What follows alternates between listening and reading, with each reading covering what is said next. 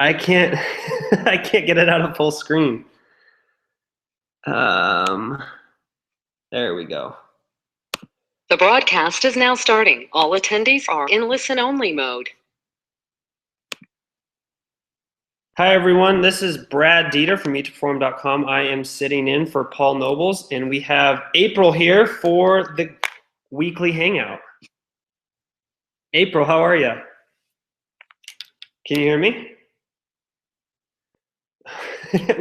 We're having a quick technical difficulty. I'm going to try and get April on the line so she can hear me. Let's see where she is.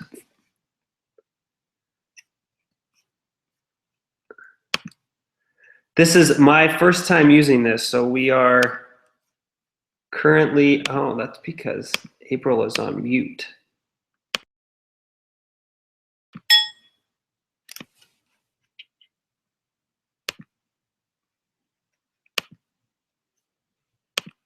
All right. For some reason, I still can't hear April. Let me check one thing real quick. It could be a computer problem of mine.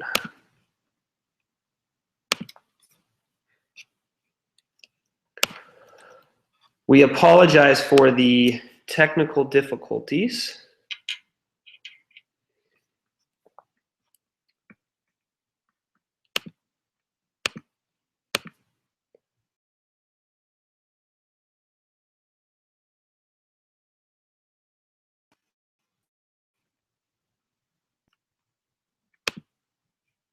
April, can you hear me?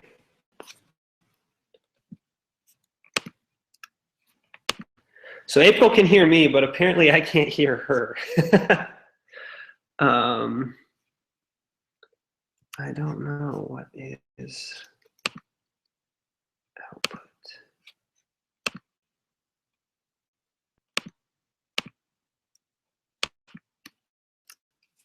Let's see, maybe.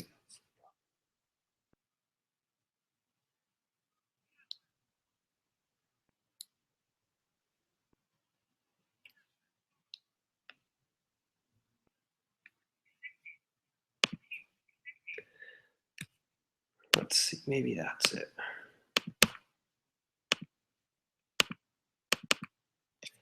April, can you hear me?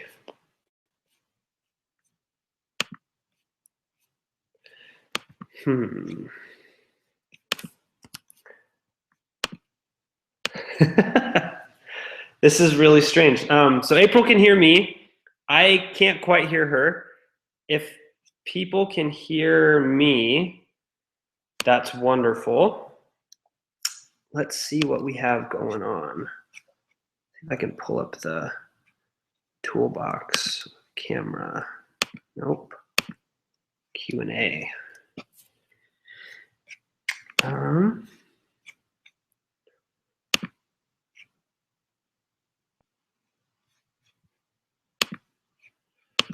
Oh my goodness. I apologize for this, folks. Everyone should be able to hear us. Let me try something.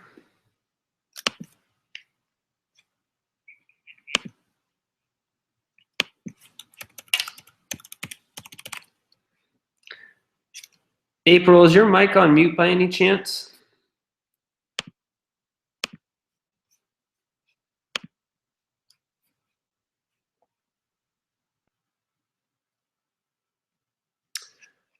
No.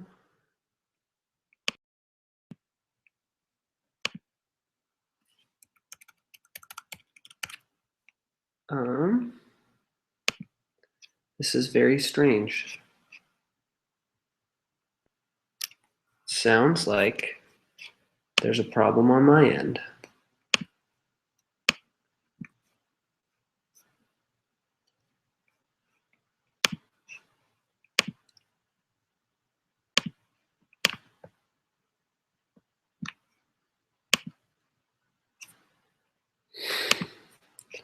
we're going to get this figured out real quick.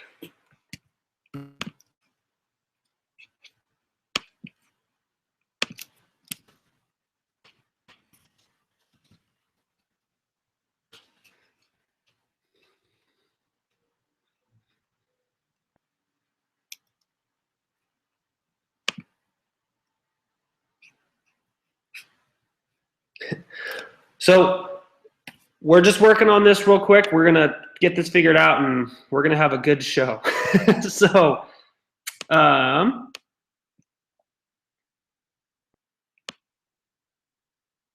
so it sounds like April can't be heard. You have her muted in the top corners. April's going to join the webinar, and we're going to get it figured out that way. So I'm going to go ahead and do that. And we're going to pull up the screen.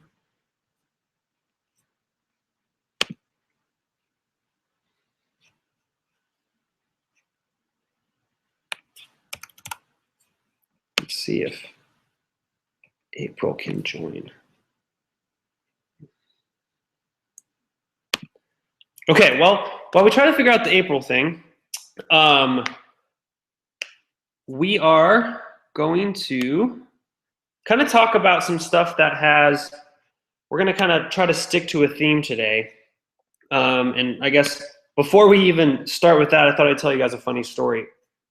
So I'm a big Halloween person, and the other day I came home from work and I had my pumpkin that I spent hours carving. It was in pieces in my front yard. And I got really upset because I thought it was neighborhood kids that had like thrown it all over the place. And then the next morning I wake up and there's 3 deer in my front yard eating my other pumpkin. So it goes to show you that sometimes jumping to conclusions is not a good idea. But okay, we just had April on the line. And now April, are you there? Yeah. April, okay, we got it figured out. So that was. So you have to make me a presenter so that I can turn my camera on. Oh. We will do that then. And you have to also click that thing that says stop sharing your screen so that everybody doesn't see your bacon stuffed waffles. Well, what if I wanted to see my bacon stuffed waffles? Make presenter. So this was Paul's worst nightmare. Paul told me that April and I were in charge of, of the webinar tonight, and he was on the line and he was like, okay, make sure you have everything working. So I loaded it all up and I said, we're good to go. And he left and we just had a disaster happen. So anyway, it's April and I here. I hope this works. What I'm gonna do is I'm actually gonna pull up the Google screen again and make that full so people can see all that jazz. Okay. You like you're sweating a little bit. I did. I actually got up and went into the lab at like 4:30 this morning so I could get a workout in before I had to do this. So, all right. Are you ready to jump into the webinar now that we killed about 20 minutes trying to fix stuff on our end? That's okay.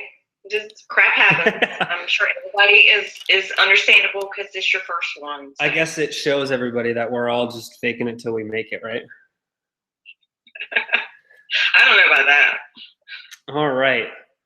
So let's start out. April, let's kind of just start with something that you've been thinking a lot about lately, and then we'll see what questions come up from there. What do you mean? What kind of theme are we discussing, Brad? I think we should talk about what are the big things in your life that you've noticed that have been the keys to your success? The top couple. I would say probably just consistency and pushing forward. I actually had this conversation with a lady in the forum that I've helped for a couple of years, and had this conversation with her today, actually. And, you know, whenever you're focusing on adding muscle mass and you have the training down, you know, the food is kind of the key component. Mm-hmm. And just the mental aspect of getting over the fluffy days, the fat days, all that kind of comes with the territory. And the key is just not to look back and, consistently want to. It's a natural knee-jerk reaction to want to cut your calories as soon as you wake up and you got a Buddha belly one day, but just continue to push through. And that's what I was telling her was basically, I just beasted my workouts and continued to push through even with the doubts. And then within 3 months, I started seeing all these new muscles. Mm-hmm. And then that was kind of like, oh, crap, it's working, and that was kind of the reassurance that I needed. And then it just kind of goes forward from there. But I would say, consistency is the key thing. And one of the biggest milestones for me is I used to be very OCD and very rigid about things, and taking more of a relaxed approach, of things with food, things with training, like what you said, life happens sometimes, and sometimes we have to change our schedule or, make adjustments, whatever. But rather than being so rigid and getting so stressed out, you basically just adjust as you go. Yeah, exactly. I have the same experiences on a daily basis, right? And it's one of those things that I think a lot of people assume that they're the only ones that are experiencing that. And, we all go through it. And, I have struggled with the same things of, trying to get bigger and trying to get stronger. The training for me is the easy part. The eating is the hard part. And a lot of times it's, you start to eat a little more and you wake up one day, when you feel like, oh, maybe I shouldn't have eaten all that yesterday. And I'm feeling a little bit not what I was yesterday. And that's a completely normal feeling to have, but to just know that you're on the right track and you're doing the right things. And, success never looks like, from here to here. It is always up and down and up and down and up and down, and then you get there. I mean, and then the same thing happens in training. Like, perfect example, probably 2 weeks ago, I hit a PR in one of my Olympic lifts. And since that day, I haven't even come close. And instead of throwing in the towel and quitting or saying, I'm not doing the right things and quitting the gym I'm at and finding a new program and doing all these things, it's like, oh, well, I know that there's going to be good days and there's going to be days where I feel like I'm backsliding, but I know I'm not, and I'm just going to keep staying the course. So I think that's one of the things is I think consistency is super easy when things are going well, right? Like, if you're just making progress, you're like, oh, I got this. I can continue to do this. It's, how resilient can you be in your consistency when stuff kind of, when it hits the fan and things aren't going exactly how you want them to go. I absolutely agree. And the thing that you said, in regards to, you hit the PR a couple of weeks ago, and then since then, rather than, giving up, or like what you said, go to a different gym, try a different training program, so many different, outside factors, sleep, stress, it could be, not just, Mm-hmm. just want your day. Yep. Yeah. I have those days. There's days I go in the gym and I feel like She-Ra, and I'm just talking so much trash and throwing stuff around. And then there's other days that I go to pick up, a dumbbell that I just slung around a couple of days ago, and I could barely get it up. And I'm like, well, wait a minute, what's going on? Do I need to go take some more pre-workout?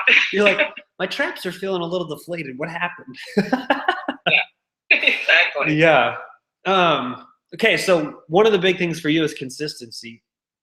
And one of the things I've found for me that's helped me be successful in pretty much anything, and I think it goes more towards, kind of life and things like that, not just the training and the nutrition piece, and I think this is the hardest thing, at least for me personally, but it's honesty. And it's being honest with yourself, but being, it's hard to be honest with yourself when things aren't going well, right? And you're not doing the right things, but then not beating yourself up about it. Like, you have to just say, okay, I haven't been eating like I should to make progress. I haven't, let's say you have a relationship that's not going well. You're like, okay, well, it's not going well because, I'm not doing X, Y, and Z that I know I need to. And then realizing just because, you're being honest with yourself and things have happened and, you haven't done exactly what you should do, that doesn't make you worth any less. It doesn't make you a bad person. Just being like, oh, okay, I've made some, I don't even want to say mistakes, but I've done some things that haven't helped me towards my goal. And the more honest you can be, the better, because then you can make a change and you can make a step forward. I think a lot of times what happens is we're scared to be honest with ourselves because it is hard, right? You know, it's hard to be like, you know what, I haven't been doing what I need to do to succeed. And then you can use that to move yourself forward. So don't be afraid to be honest with yourself, because if you can't be honest with yourself, who can you be honest with? You know, and you've got to learn to just kind of take ownership of some of those things, but use it as a benefit and a positive and basis to move forward and not things to hang up on. Yeah, it's funny. I had a conversation with someone earlier that I've coached for a while, and you know, he's during stressful times, his eating is always off plan. You know, basically just a lot of stress eating, and you know, foods that don't have protein, things like that, and you know, usually results in a couple of pounds gained, and it's been overly stressed. And I told him, I was like, you know, bottom line is, I said, we all have these periods of our life. I said, we all veer off the road, you know, at times. You know, everybody does. I said, but the key is to turn the wheel and get it back on the road, you know, over time versus continuing to veer off the road and run it into the ditch. Mm-hmm. I said, you run into the ditch and then you're going to have to call a tow truck to eventually tow you out to get back on the road again. I said, you know, but the key is you see yourself going off the road, go ahead and steer it back on, and, you know, you know what you need to do, you know, and just take the proper steps in doing it. Exactly. So those are kind of two big things that we've talked about, you know, so we've got commitment and we've got honesty. What are a couple other big things that you found that help you be successful? I don't know. It's hard. No, I agree with what I agree with what you said, you know, being honest to yourself, because I think a lot of times if we aren't honest with ourselves, you know, we're basically kind of, you kind of ignore the truth, you know, you kind of, you know, just completely disregard, because you don't want to accept the truth. So when you're honest with yourself, you know what you need to do, you know, or know what you need to change to get better and to improve. So I do agree, you know, in regards to that aspect. I would say that the biggest thing for me overall is, you know, during this whole journey and process, it's been mental. It's been, you know, it's just the mental barrier, and it's just learning to accept, you know, the number on the scale, accept, you know, like what you said, not every day is going to be, you know, a beast day in the gym. It's, you know, rather than overthinking, you just continue to show up, continue to do the work, and don't punish yourself too much whenever you make a mistake. Like what you said, you know, everybody makes mistakes. Rather than punishing yourself too much, you know, you make up for it, get back on. Yeah. So, you know, kind of to talk about the mental piece a little bit, I think one of the things that is so incredibly helpful is learning to be mentally resilient. You know, I think all of us can be really mentally tough or mentally strong when things are going really well. And this kind of speaks back to the consistency piece, but, you know, how do we kind of pick ourselves up from our bootstraps when things don't go well? You know, when you have a week of things not going the way you wanted them to, you know, you can either just kind of be like, you know what, I'm just going to continue down that path, or I'm going to be like, okay, let's just reset and start over again. What do you know, how do you personally go about doing that? How do you kind of just stay mentally tough and resilient and bounce back from when a day doesn't go as well as you had hoped? I guess I just know, you know, just picking up, you can't cause that much damage in a day or a week versus, you know, months and months worth of work. You know, I tell people all the time when I'm reviewing, like in the coaching program, and I'm reviewing their food, you know, and they stress about, you know, oh my goodness, the weekend, you know, where I had a bad day, you know, I was making such progress. And I'm like, you know, 1 out of 7 days is not going to ruin, you know, 1 day is not going to ruin the other 6. You know, so just kind of just focusing on the big picture rather than focusing on the small things, you know, is kind of key for me. Yeah, exactly.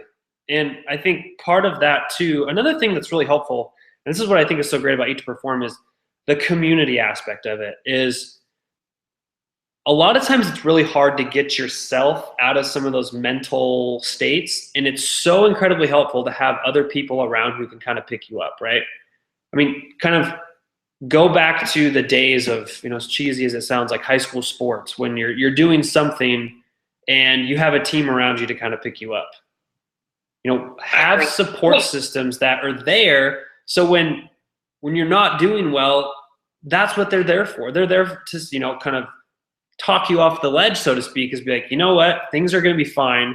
You're doing great. You had one bad play. You had one bad meal. You skipped training one day. Life is about, the accumulation. It's not about this one slice in time. So, really use your support system that you have to kind of make you go further. I agree. And there's literally thousands and thousands of people on your team that, have experienced the same thing, Mm-hmm. Who may be experiencing the same day. You can relate, or, just experienced it, a month ago, and they picked themselves out of it. And, for me, it's kind of, I actually have an exercise that I do. And I know males have it too. Females generally have the negative self-talk, and I know that males have it, but females are probably more vocal about it. But I did an exercise years ago. Bury it all down inside until it explodes. Yeah, exactly. Y'all had to keep yours kind of hidden. I know. And then eventually you'll go, see some sappy movie, with your girlfriend, and she'll look over and you're like crying or something. Yeah. Hey, that may have happened not too far in the recent past. So I'm just going to throw that out there. But I used to be extremely guilty of negative self-talk, where, I would just focus on the negative things about myself, or, everything would be going great.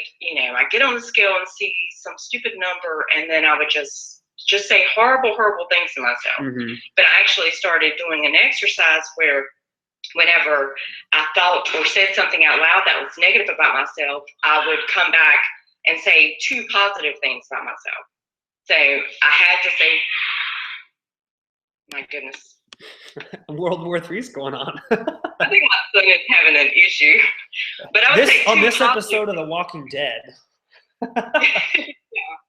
I think he might be losing at a video game. Oh, my husband is currently out of town, so I'm here solo. Babysitting by technology.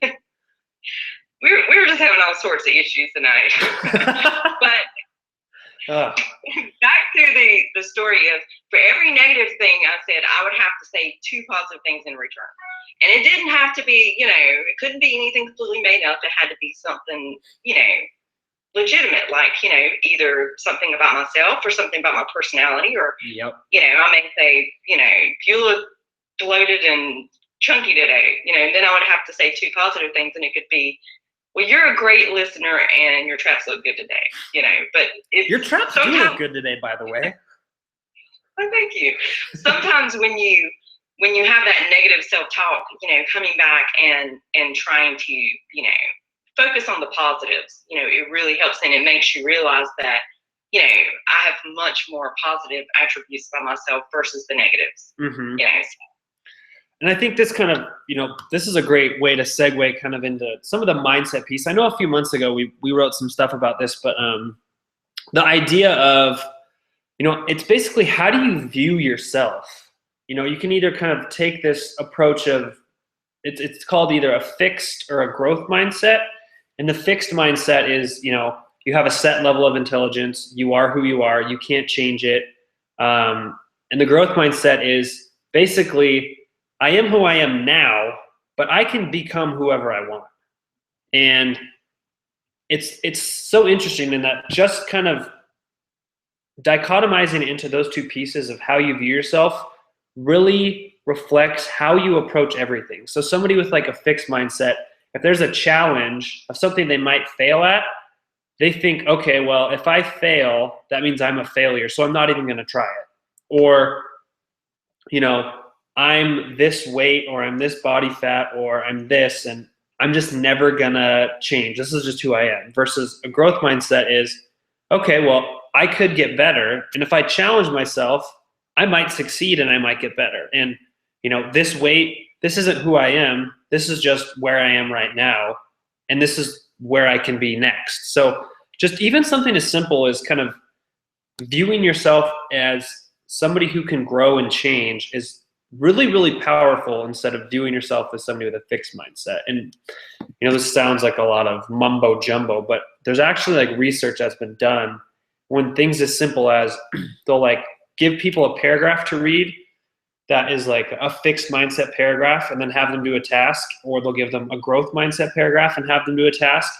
And just the way people respond to something as simple as that is really powerful. So that's something I think all of us can really take away from, when it's, let's say you had a bad training session, like you had no energy, you just weren't mentally into it. You can either view it as, okay, this was just today and I'm somebody who can grow and get better. So tomorrow is going to be an opportunity to grow and get better. Or if you have this fixed mindset of, oh, I cut it 2 reps short today because I was tired. That's just who I am. That's who I'm going to always be. So it's just something even as simple and easy as that. Very interesting. I like it. Yeah. So are you ready for your traps and wraps session? Yes. I have not prepared any traps or any wraps. Yeah, before the call, we were talking about what our theme was going to be, and I told April that it was going to be traps and wrap. So Paul's dub smash the other day was quite spectacular, by the way. That was pretty awesome. I'm gonna have to jump in on that. I'm gonna have to tell everybody something really embarrassing. I tried for an hour the other day to figure out how to use the Dub Smash app. Couldn't figure it out. I was like, I haven't even tried yet, and I can tell you that if you couldn't figure it out, I know I can't figure it out. I was in my hotel room and it was like 10 at night because I was traveling. I was like, okay, I'm gonna make an awesome Dub Smash video. I downloaded the app, couldn't figure it out. So what song had you picked out that you were gonna do? Gangster's Paradise, obviously. Really? I was telling my husband that we needed to do a duet, kind of like Paul and Vicky did, but I wanted to do like Gin and Juice. Sipping on gin and juice. Yeah, here's another embarrassing story. So I went out. I don't usually like go out on the town, but I went out with my parents one night because that's just what I do. And so we were at a karaoke piano bar, and Gangster's Paradise came on. And my mom goes up to the guy who's like the DJ and says, "Oh, my son knows this song. Let me give him the microphone." So she makes me go up on stage in front of all these people, and I have to rap Gangster's Paradise in front of probably 400 people, and I hadn't had a drink, so I was stone sober. And I was like, this is the most embarrassing moment of my life. That totally rocked it. It was pretty funny. Did you read the comments? I can't see the comments. Somebody told me I need to approach Dub Smash with a growth mindset. You're so right. See, I am not fixed. I can figure this out. Maybe tonight, post webinar, I'm gonna just practice what you preach. See. Let's see. I think I even have it on my phone still. This was the bane of me for an hour. So if anybody has a tutorial on how to use Dub Smash, I'm perfectly okay with that. I am probably about 1,000% sure you could probably find a YouTube video teaching you how to do it. We needed a YouTube video to tell us how to use this tonight. That was a train wreck. Well, you know what? I have a very, very embarrassing story, and Sarah knows this, is I am not tech savvy at all. And I have a MacBook Pro and literally had it for over almost 2 years. And I did not know how to copy and paste. No, not copy and paste. I did not know how to Photoshop. So I wanted to Photoshop a picture as a funny joke. And I literally went online and watched a tutorial from an 8-year-old kid on YouTube. Now that's a growth mindset, learning from everybody. That's right. So does anybody in the audience have any specific questions before I turn it over to April for the next question to ask?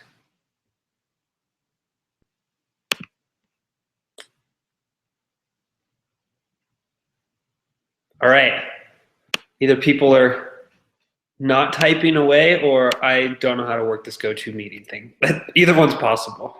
So is there any questions in the chat? Ooh, Tanya says she has one. Okay, great. Tanya, fire away.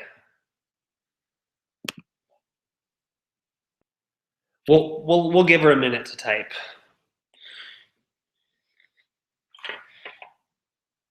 So what kind of training program are you currently following? So I just started Olympic lifting, I'd say mostly full time. So I Olympic lift 5 days a week, and then I just do some hypertrophy based work probably 3 or 4 days a week. And I just started, so I'm doing a lot of snatching, a lot of clean and jerking, and a lot of squatting. So the squatting today was a heavy set of 5, a heavy set of 3, a heavy set of 1, and then 3 by 10. So that was a lot. Kind of similar to like Wendler with like the Joker sets, the down sets. That's exactly what it is. It's Wendler with the Joker sets. Right. So now, do you do your hypertrophy work during the same session, or do you break it up and do double sessions? I do double sessions. So you do double sessions. Well, I hope you're eating enough to recover from all that, Brian. I am doing my best. Last week was hard because I was in San Diego, so I had to eat on the go.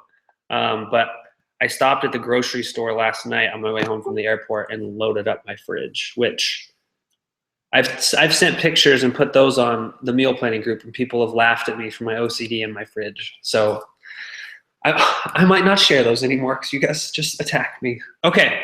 Oh, we got a question. Can we address a topic that comes up in slot a lot? Ooh, see, we should have Tanya on for traps and wraps. She just rhymed. It says, I am done with a program, usually a strength one such as Wendler, after 8 to 12 weeks. What does that mean? Maybe newer lifters could use some input that these don't necessarily have to end, but the benefits from many programs can go on for quite a while. Ooh, Tanya, that's a really good point. So I think a lot of times, and I've been guilty of this in my life too, so I am just as guilty as anybody else. So a lot of times, we get these great 8 to 12 week programs, and people think that, okay, so we do this 8 to 12 weeks and we're done and we move on to something completely different.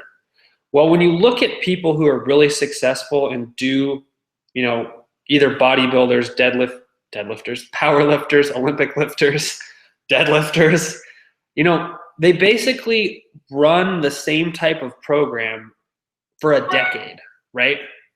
But they tweak different variables. So, if you're doing a Wendler, let's say your goal for this year is to get stronger. Well, you don't want to do Wendler for 8 to 12 weeks and then go on and start doing Metcons 7 days a week, because that's really not what your goal is. So what you can do is you take that Wendler program, you run it from the week 1 to week 12, and then you start over and you do another Wendler program with your new numbers that you've gained. So you might take like a week or 2 to kind of deload a little bit, get a little bit of conditioning work in, do some rehab, prehab, whatever you need to do, and then start the cycle all over again.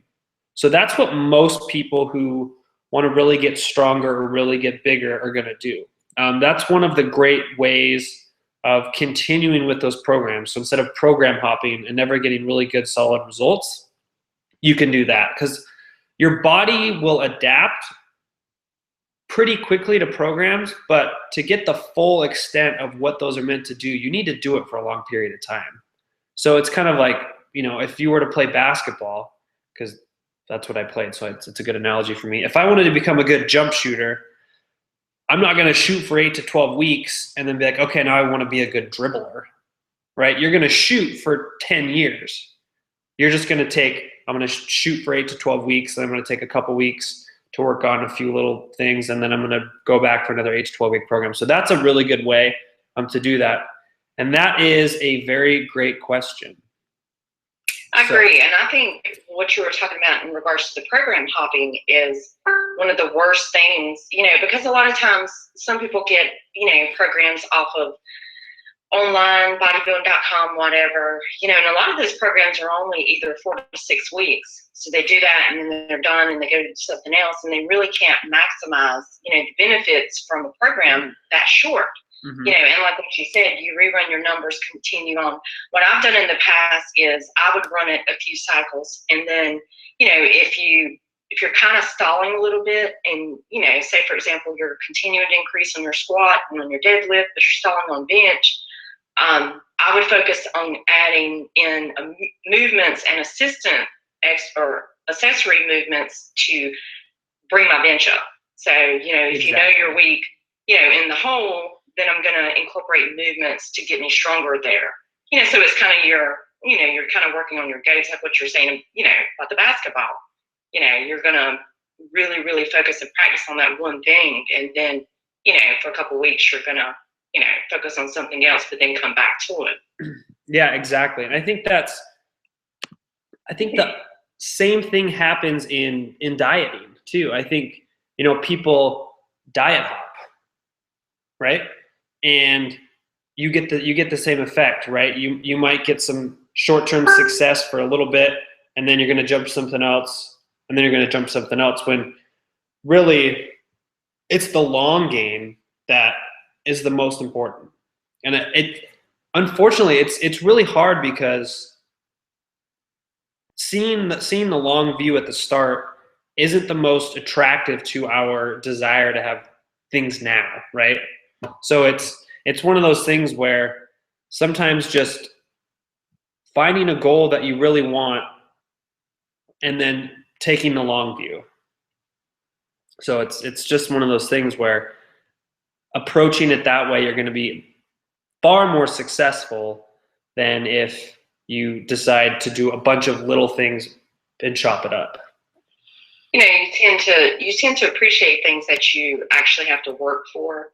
Like when you were younger, you may have wanted something and your parents bought it for you. But if you actually wanted something and they're like, no, I'm not buying it for you, you have to save, you have to work and earn that. And it may have taken you, I will never forget when I was younger. This is the most horrible story ever.